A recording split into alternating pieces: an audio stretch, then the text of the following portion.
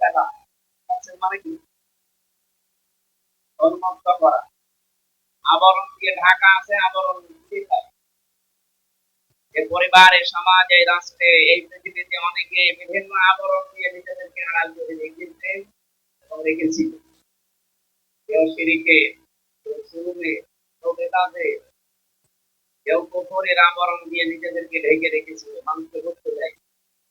তাফসীর হলেই তাদের এই আবরণ খুলে দেবে। এই জন্য তারা চিন্তা করে যে আমি তো বুঝে ফেলবে, আমি সর্বনাশ করছি, তো কোরআন থেকে সব জেনে যাবে। এই কারণে তারা তাফসীর মানতে পারে। তারা ঈসা আলাইহিস সালাম হয় 63 দেখেননি? ওরস শরীফ হয়, আমি এই দেখেছি 63 দিন একেবারে ওরস শরীফ, ওরস মোবারক, গোসল শরীফ হয়, নওরস শরীফ হয়, খসরত শরীফ হয়। কোন শরীফে বাধা নেই, শুধু কোরআন শরীফে বাধা। কারণ ওরা জানে যেহেতু বলা তাফসীর মানে তো খুলে ফেলা, আবরণ ঢেকে না ঢেকে আনছে, আবরণ খুলে ফেলা। আমরা যে আবরণ গুলো দিয়ে ব্যবসা করে খাচ্ছি, তাফসীর হলে আবরণ আসলে তো থাকবে না। আপনি বুঝতে পারবে যে এটা যাদের সর্বনাশকারী, তখন মেরেও ফেলতে পারে। এই কারণে এরা এত বাধা দেয়। আলেমরা বাধা দেন, শিরক যারা করে তারা বাধা দেয়, যারা কুফরি করে তারা বাধা দেয়, সর্বপ্রতি যারা বেদাতপন্থী তারা তাফসীর মাহফিলে বাধা দেয়। নামগুলো এরকম। 2 নম্বরে দিয়েছে কোরআন। কোরআন মানে বহুল পঠিত পাঠ্য। এই পৃথিবীতে এত পড়া হয়েছে, কোন কিতাব আমরা পাইনি, না বসিনি। অন্যান্য কিতাবের নাম আমরা শুনি, কিন্তু সেই কিতাবগুলো এত পড়া হয়নি, যদিও সেগুলো আসমানি কিতাব। তাওরাত, জবর, ইনজিল। তাওরাত এবং ইনজিলে আমাদের নবী মুহাম্মদ রাসূলুল্লাহ সম্পর্কে 5টা তথ্য দেওয়া আছে। কয়টা?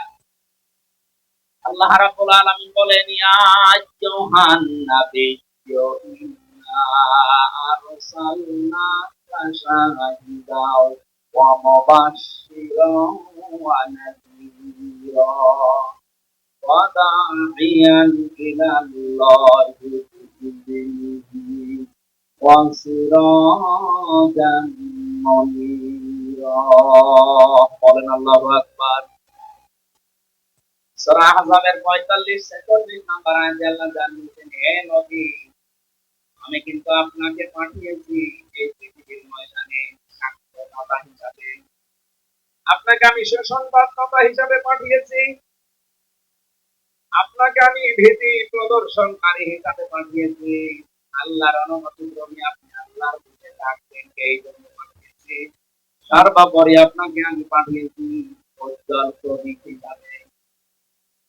এই 5টি গুণের কথা তাওরাতে ছিল। হযরতে মুসা নবী আলাইহিস সালামের উপরে যে কিতাব আল্লাহ নাযিল করেছিলেন, ওই কিতাবের সামারাইজ বক্তব্য ছিল কি?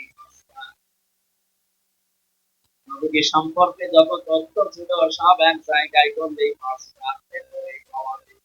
বলেন সুবহানাল্লাহ। সুতরাং নবীকে যত কিতাব আল্লাহ পাঠিয়েছেন, সহিফা 100টার বড় কিতাব। প্রতিটি কিতাবের ভেতরে আমাদের নবী মুহাম্মদ রাসূলুল্লাহ সম্পর্কে আলোচনা ছিল। এজন্য প্রত্যেকটি নবী তার উম্মতের কাছে শেষ বিদায় নেওয়ার সময় জানিয়েছে, চলে যাচ্ছি, কিন্তু আমার পরে একজন নবী আসবে, আখেরি নবী। আমার পরে একজন নবী আসবে, আখেরি নবী।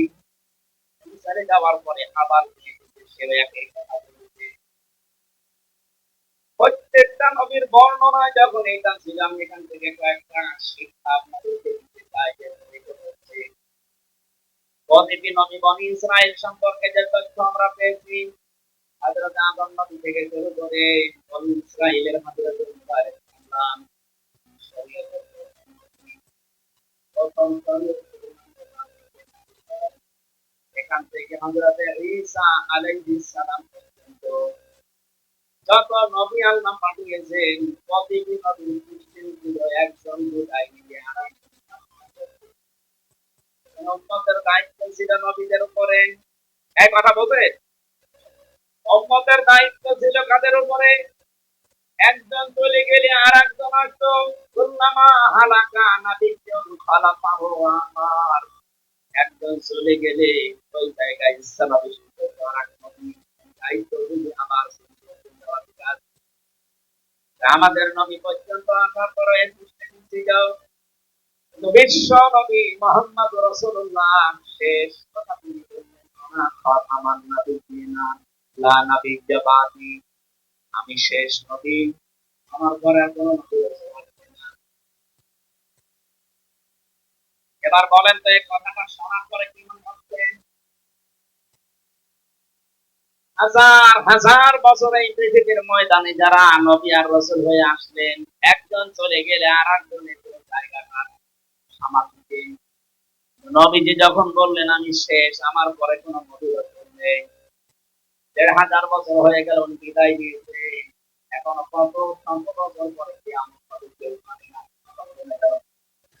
এ বিশাল সময় উম্মতের দায়িত্ব নেবে কে?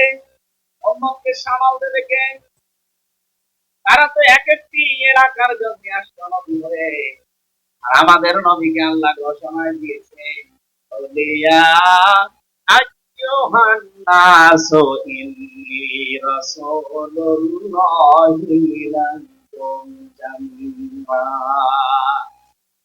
হে নবী আপনাকে আমি শুধু মক্কার জন্য মদিনার জন্য না, তামাম দুনিয়ায় যত মানুষ আছে সবার জন্য নবী আর রাসূল। সবার কাছে আপনি আমার পক্ষ থেকে রাসূল। তারা এক একটা এলাকার জন্য, গোত্রের জন্য, কোন বংশের জন্য হয়তো একজন নবীকে আল্লাহ পাঠিয়েছেন, কোন গ্রামের জন্য, কোন থানার জন্য। আমাদের নবী যে এরিয়া আমানা তোলা মুমিন মালিক কারাম আলাল্লাহি কাযিবান আও কাযযাবা বিল হাক্কি লাম্মা জাআ। কোরআনে কারীমে আমরা পেয়েছি আল্লাহ রাব্বুল আলামিন বলেন وهذا كتاب أنزلناه مبارك مصدق الذي بين يديه ولتنذر أم القرى ومن حولها ৯৩ নম্বর আয়াত কোরআন আমি খুব ভালো করে এখান থেকে শিক্ষা নিয়ে যাবেন আজকে। দেখবেন কোরআনের কোন শব্দ যদি আপনি বুঝতে পারেন